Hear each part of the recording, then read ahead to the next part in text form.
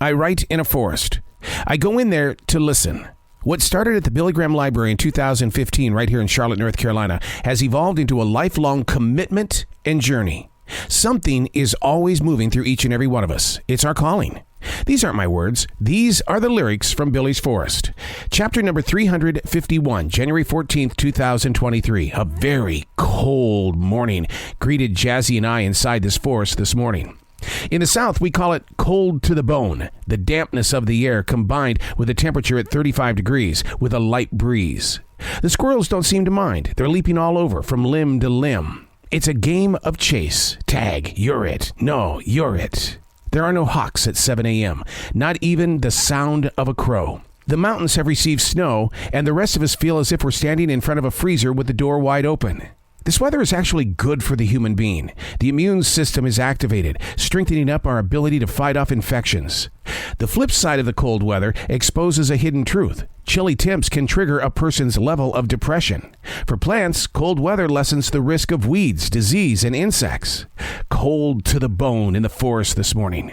Opening your eyes to its effects outside the shape of a human makes taking walks inside this forest enjoyable. You physically feel that you're part of something. Wow. Now that right there is a moment when you feel like you're part of something. Because so many of us are either introverts or we like to just kind of shy away from being with big groups.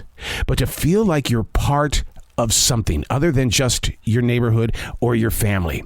Part of something that affects and helps others in your community to grow forward, to reach beyond where we stood yesterday, to be a part of something. Sure, we've got this forest right here in South Charlotte, North Carolina. I love stepping out there and just listening to the wind as it screams through the trees. Or I'll go out there looking for spiders and snakes, and I end up bumping into a 4-point buck or a fawn that is still so tiny this time of year. Being a part of something. Now, my question to you is, what is your something?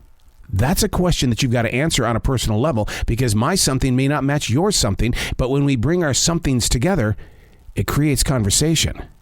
A very cold morning greeted Jazzy and I in the forest this morning to be a part of something.